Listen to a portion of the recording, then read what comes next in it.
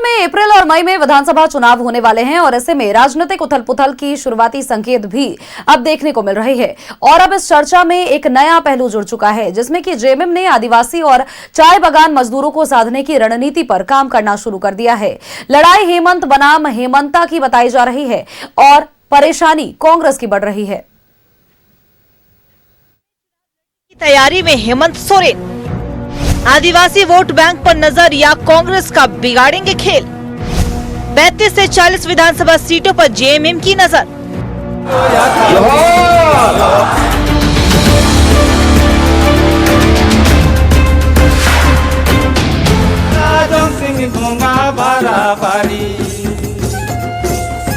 हेमंत सोरेन की अगुवाई में उत्साह से लबरेज झारखंड मुक्ति मोर्चा अब झारखंड की सीमाओं से बाहर निकलकर राष्ट्रीय राजनीति में अपनी भूमिका बढ़ाने की दिशा में कदम बढ़ा रहा है। पार्टी की नजर असम पर टिकी है, जहां वह आगामी विधानसभा चुनाव में भारतीय जनता पार्टी और मुख्यमंत्री हिमंता बिस्वा शर्मा को सीधी चुनौती देने की तैयारी में है। जेएमएम का फोकस उन इलाकों पर है जो आदिवासी और चाय बागान मजदूर निर्णायक भूमिका निभाते हैं। देखिए, गठबंधन की बात तो बाद में, जब समय आएगा बात होगी, परंतु अभी हम वहाँ पूरी तरह से तैयार और मुस्तैद हैं।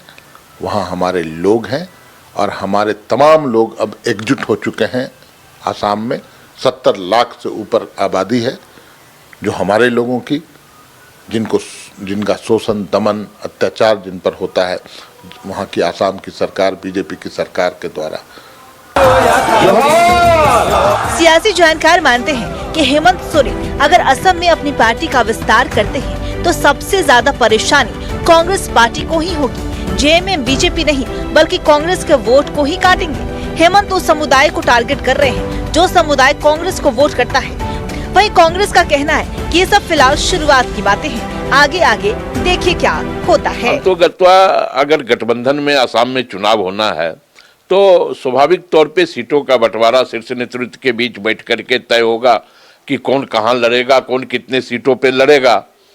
तो हमें यह लगता है कि तैयारी अगर मजबूत होगी तो स्वाभाविक तौर पे फायदा होगा। तो तैयारी तो अधिक मजबूती के साथ करना ही चाहिए, क्योंकि असम की जनता भी अब भारतीय जनता पार्टी के नेतृत्व वाली सरकार से पूरी तरह खफा हो गई है। जेएमएम के दावों पर बीजेपी को चुटकी लेने का एक मौका मिल गया। बीजेपी का कहना है कि बिहार में भी बड़ी बड़ी बातें और दावे करने वाली पार्टी ऐन मौके पर भाग खड़ी हो गई। एक बार फिर ऐसा ही होने वाला है। हम तो जेएमएम से कहेंगे कि एक बार चुनाव लड़ ही लीजिए साहब। अब जहाँ जाते हैं बड़ी बड़ी घोषणा करके जाते हैं कि चुनाव लड़ेंगे, फिर बड़े बेआबरू होकर तेरे कुत्ते से निकल जाते हैं। वैसी वाली स्थिति हो जाती है। अब आपने कहा वेस्ट बंगाल इलेक्शन पिछले चुनाव में कि हम लड़ेंगे। पिछली बार ममता बनर्जी जी ने आंखें दिखाई, आप लौट आए। पिछली बार फिर से कहा था बिहार चुनाव के समय कि बिहार में 18 सीटों से शुरू करते हुए 3 सीटों पर आ गए थे, और जब एक भी सीट गठबंधन में नहीं मिला तो कहा कि साहब हम खुद 6 या 6 सीटों पर नामांकन करेंगे, पर एक भी सीट पर चुनाव नहीं लड़े। तो ये बोलते कुछ है पर चुनाव नहीं लड़ते हैं कभी। असम में आदिवासी आबादी करीब 70 लाख है, जो राज्य की कुल जनसंख्या का लगभग 20% है। जेएमएम का मानना है कि असम में आदिवासी समुदाय लंबे समय से राजनीतिक उपेक्षा और सामाजिक आर्थिक भेदभाव का शिकार रहा है। बीजेपी सरकार ने आदिवासियों को उनकी पारंपरिक पहचान, सामाजिक अधिकार और आर्थिक मजबूती से दूर रखा है। इसी असंतोष को जेएमएम अपने पक्ष में भुनाने की रणनीति भी बना रहा है। अब देखना दिलचस्प होगा कि लड़ाई हेमंत वर्सेस हेमंता होगी या परेशानी कांग्रेस की बढ़ेगी। राज्य से दीपक उराव की रिपोर्ट।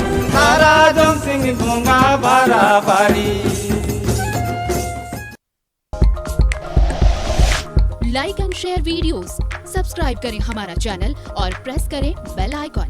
न्यूज़ 11 भारत, सच है तो दिखेगा।